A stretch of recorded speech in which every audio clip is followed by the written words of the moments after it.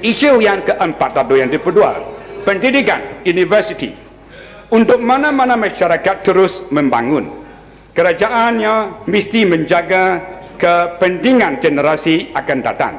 Pelaporan pijak harus dilakukan ke atas bidang pendidikan, khasnya pendidikan tinggi ataupun tertiary. Di bawah RMK 10, kerajaan merancang untuk membangunkan institusi-institusi pendidikan kelas dunia, terutamanya universiti. Akan tetapi, bagaimanakah Sibu dapat menikmati faedah rancangan 10 ini jika ia tidak mempunyai universiti? Dulu ada satu kampus universiti, Cawangan University, Muka mempunyai kampus Cawangan, Miri dan Kuching ada kampus universiti. Sibu tidak mempunyai seberang universiti walaupun SUPP telah berjanji sejak 1996.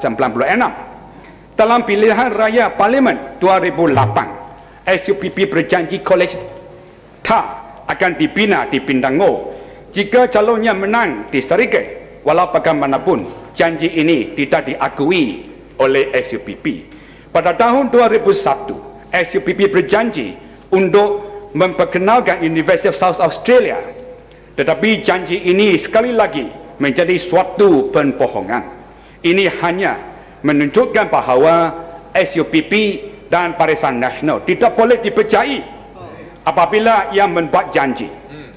Dalam pilihan raya kecil Sibu yang lepas, Perdana Menteri mengumumkan bahawa Kolej Laila Taib akan dinaiktarafkan menjadi sebuah universiti pada tahun 2012.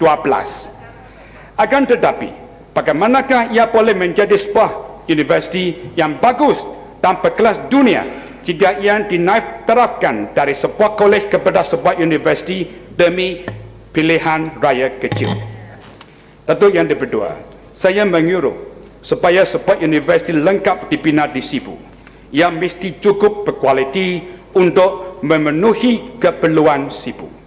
Kaum ibu bapa Sibu faham bahawa mereka perlu melapor untuk pendidikan anak mereka. Mereka tiada pilihan dan terpaksa menghantar anak mereka belajar di luar Sibu kerana tiada universiti di Sibu. Tentu yang kedua, masalahnya hanya 5% siswa kembali ke Sibu. Terdapat penghijrahan, itulah brain drain yang penting di Sibu. Anak-anak tidak kembali kerana di bawah Barisan Nasional Sibu tidak memberi sebarang harapan. Ibu bapa tidak dapat berjumpa dengan anak mereka kerana anak mereka tidak kembali. Sibu ialah suatu burning platform. Inilah sebabnya pengundi Sibu mempunyai hasrat dan membara untuk mengundi perubahan. Inilah sebabnya kita memerlukan Pakatan Rakyat. Isu kelima, atau yang kedua, royalty petroleum. Sabah dan Sarawak sepatutnya sama-sama menikmati hasil pendapatan tinggi negara. Satu isu yang sering mendapat perhatian rapi rakyat Sarawak dan Sabah adalah isu royalty petroleum. Untuk yang kedua, mengikut perjanjian yang dicapai dalam tahun 1976, Sabah dan Sarawak hanya diberikan 5% royalty petroleum sebagai pertukaran hak eksploitasi di Sabah dan Sarawak. 5% royalty petroleum adalah tidak adil. Ianya terlalu rendah untuk kedua-dua negeri ini. Dalam muka surat 216, memoanya Alive Twice Lived, mendiang dan Sri Datuk Ahmad Stephen Yong yang pernah menjadi timbalan Ketua Menteri Sarawak menulis, negotiation on oil and gas. Sarawak's relationship with the federal government was fairly good, but there were conflicting views on the state's ownership of the extensive oil and gas reserves which are found on the continental shelf of the coast of Sarawak. We in Sarawak maintained that all rights should belong to the state, but the federal government, for obvious reasons, had a different view. We put up a strong representation to the extent of referring the issue to the court and obtaining Queen Council's opinion. The matter was partially resolved, but a proposal to share the royalty from oil and gas extracted and to establish a national petroleum corporation in which Sarawak was to be given a certain share. However, the vital question remained as to what exactly Sarawak's share of the royalty would be. Abdul Rahman Yaakob and I had numerous meetings with the Prime Minister Tun Abdul Razak, the Finance Minister Tun Tang Siu Sing and other officials, but with little progress. During our negotiations, our position on royalty was severely weakened when the federal government somehow managed to get to Mustafa Harun, the Chief Minister of Sabah, to agree to a paltry 5% as royalty for Sabah's oil and gas extracted. How could he agree to such ludicrous terms on behalf of the state? The Prime Minister Tun Razak then appealed to Sarawak to follow suit on the ground of national interest. He maintained that Malaysian National Navy would have to bear the expenses of safeguarding the continental shelf. We reluctantly accepted the terms.